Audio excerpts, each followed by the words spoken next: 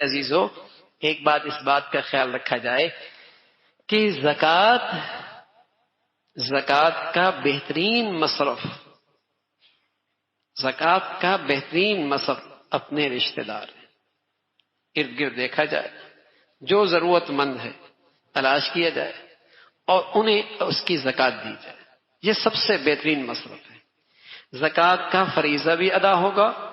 اور دوسرا میرے عزیزو صلہ رحمی کا ثواب بھی ملے گا، اور دوسرے نمبر پہ زکوٰۃ کا سب سے بہترین مصرف وہ دین کی خدمت کے اور دین کی حفاظت کے، دین کی اشاعت کی جتنی شکلیں ہیں اس میں مال خرچ کرنا، یہ زکوٰۃ کا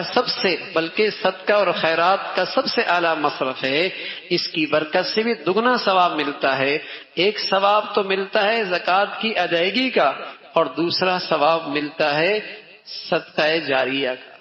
دین کی اشاعت اور حفاظت کا۔ بلکہ جتنی بڑھیا آپ کی زمین زرخیز ہوگی خرچ کرنے کی، جتنی زرخیز ہوگی آپ کے مال کے خرچ کرنے کی، اتنا اجر ملے گا۔ اور اللہ نے یوں فرمایا کہ ایک دانہ زمین پہ ڈالتے ہیں، زمین زرخیز ہوتی ہے تو وہ 7 بالیاں نکالتی ہے، اور ہر بالی سے 100 دانے نکلتے ہیں۔ ایک بالی سے 700 دانے نکلے، اللہ کے راستے میں جو خرچ کرتے ہیں ایک کے بدلے میں اللہ 700 دیتا ہے۔ لیکن فرمایا نہ بس نہیں، واللہ یضاعف لمن یشاء، اگر وہ زمین زرخیز ہے جہاں آپ کا مال اور پیسہ لگا ہے، آپ نے تو مال لگا دیا زرخیز زمین پر، اور اس مال سے ایسا آدمی تیار ہوا جس نے سینکڑوں حافظ تیار کر دیے، جس نے سینکڑوں گھروں کے اندر قرآن کا نور پہنچا دیا، جس نے سینکڑوں دلوں کے اندر ایمان کی روشنی پیدا کر دی، جس مال سے سینکڑوں اسلام کے داعی اور خادم پیدا ہو گئے، جس کی برکت سے اسلام کے مبلغ اور دین کے خدام پیدا ہو گئے،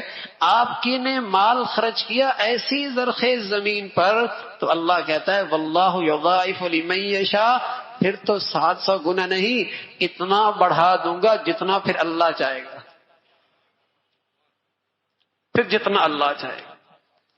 آپ نے ایسی زرخیز زمین پر وہ مال لگایا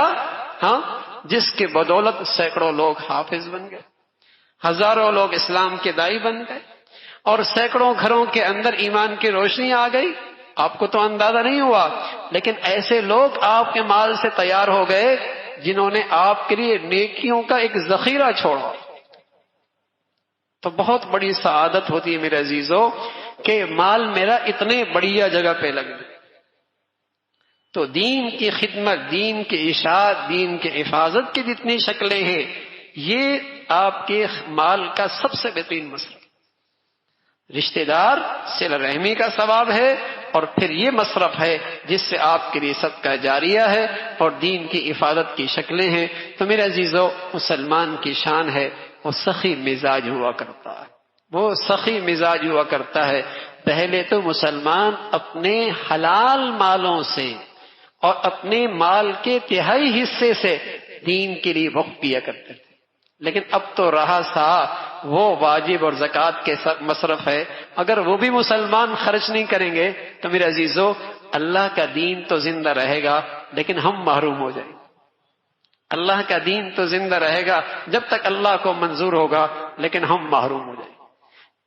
تو جو مسلمان اپنے مالوں کو اللہ کے دین کی محبت میں خرچ کرتے ہیں، اللہ اس کی برکت سے ان کے گھروں کے اندر بھی پھر دین کو زندہ کرتا ہے،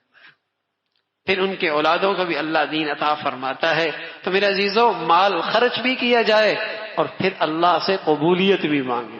علماء نے لکھا کسی عمل کے کامل ہونے کے لیے 3 شرطیں۔